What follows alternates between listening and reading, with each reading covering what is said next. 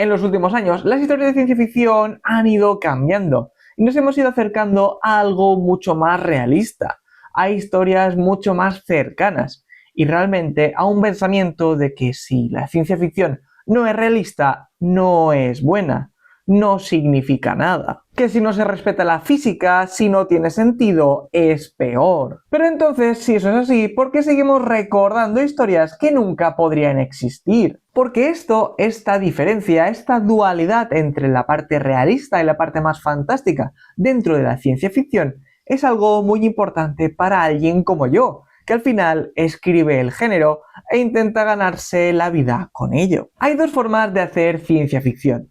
Una que sería la que más se acerca a la realidad, a cómo sería el cosmos si saliéramos ahí fuera. La otra no tiene problema en ser imposible. Imperios galácticos gigantescos, tecnologías que parecen magia, o incluso planetas que realmente no podrían existir bajo las propias leyes naturales. Y aún así, a pesar de todo, o mejor dicho, con todo ello, siempre aparece una duda, y es ¿cuál de las dos es mejor? Y la verdad, a lo largo del tiempo, ya sea a través de los libros que he ido leyendo y a través de mis propias historias, realmente esa no tendría que ser la pregunta que debemos hacernos, sino que debería ser ¿qué experiencia quieres vivir? Hay historias que te hacen sentir que podremos estar ahí en el día de mañana, como El Marciano, Proyecto Hail Mary o incluso The Expanse. Te hablan de física, de límites perfectamente claros y al mismo tiempo de problemas reales. Te anclan y te hacen pensar en que eso podría ser real, a pesar de que estamos dentro de una historia de ciencia ficción. Recuerdo leer El problema de nuestros cuerpos y reflexionar cada vez que cerraba el libro, meditar sobre cómo era esa amenaza alienígena, cómo nosotros nos enfrentaríamos a ella, qué decisiones tomaríamos y realmente pensar en si yo habría hecho lo mismo. Y eso es lo interesante de todas estas historias de ciencia ficción más realistas, que nos acerca a nuestro propio mundo, a nuestra propia manera de ser, y ahí poder ver cómo sería ese futuro tan cercano y al mismo tiempo tan distante. Y luego está la otra ciencia ficción, la que realmente no necesita el realismo para poder seguir existiendo, la que le da un poco igual y habla un poco desde la fantasía, desde mundos totalmente diferentes e inexistentes, desde imperios galácticos que dominan todo el cosmos y de cientos de civilizaciones que se van moviendo a través de naves que viajan más allá de la velocidad de la luz. Como en Dune, un imperio gigantesco, los navegantes y la especia, y aún así todo tiene peso. Arrakis se siente como un lugar real, las casas, los conflictos, todo está preparado para existir. No respeta nuestras leyes físicas, pero respeta las suyas. Y ahí está realmente el punto importante. El realismo no hace que una historia sea mejor. Es verdad que ayuda a que nosotros, como lectores o incluso espectadores, podamos conectar con ella de una manera mucho más sencilla. Es una manera de localizarnos a nosotros dentro del mundo que estamos disfrutando en esos momentos. Pero realmente nosotros no nos quedamos en ella por eso. Lo hacemos por otra cosa. Porque al final nadie recuerda la historia por su física.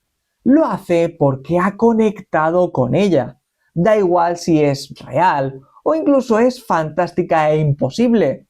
Conectamos con las historias porque nos han despertado algo en el interior. Es cierto que hay gente que necesita que todo funcione a la perfección, que siga las leyes de la física, que si algo rompe con ellas ya no es creíble y por tanto es descartable. Y hay otras que no necesitan nada de eso, que simplemente necesitan que exista la coherencia, que todo funcione según sus propias leyes, aunque sean imposibles. Al final no es cuestión de qué es mejor, sino de cuánto estás dispuesto tú a creer dentro de estas historias. En mi caso, por ejemplo, disfruto de ambos mundos, tanto de la parte más realista como de la más fantástica. No solo en la manera del ocio, sino también para aprender, porque al final, como autor, uno tiene que leer en todo momento cosas diferentes, ya sean géneros diferentes, como también técnicas y estilos o incluso autores también diferentes. Todo para intentar mejorar y aprender un poquito más. Y en este caso también el universo de Tella no es realista en absoluto, nunca ha querido serlo, pero sí que tiene sus propias leyes, su propia manera de funcionar. Y si lo rompo y si las tergiverso, ahí es donde todo se rompe. Porque en ese momento, si se rompen esas leyes, el lector lo va a notar y va a desconfiar de las próximas historias, de los próximos libros o incluso del universo que poco a poco le has estado creando a su alrededor. Y es que ese es el punto más importante. Aunque crees un mundo o un universo en el que realmente todo sea diferente o incluso imposible, tiene sus propias leyes, su propio funcionamiento y tienes que respetarlo. Y aún así, os tengo que admitir que a veces me he preguntado si debe escribir una ciencia ficción más realista, más cercana al mundo que nos rodea. No porque vayas a vender más o vayas a vender menos, sino porque realmente estas historias te obligan a enfrentarte a otra cosa diferente, a otros problemas mucho más complejos y al mismo tiempo a unos límites mucho más estrictos. Y quizá eso también cambia la forma en la que contamos las historias. La verdad es que no lo sé, pero como digo, es una idea que de tanto en cuanto aparece en mi mente.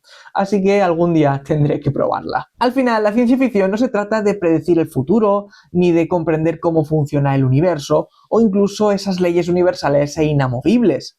Se trata de algo mucho más sencillo y es de crear mundos en los que por un momento decidas creer. Espero que os haya gustado este vídeo y esta pequeña reflexión y la verdad es que ahora me gustaría conocer vuestra opinión. Si os gusta más la ciencia ficción realista, si os gusta más la fantástica o si al final sois como yo y os gusta moveros en ambos mundos y disfrutar de todas las historias por igual.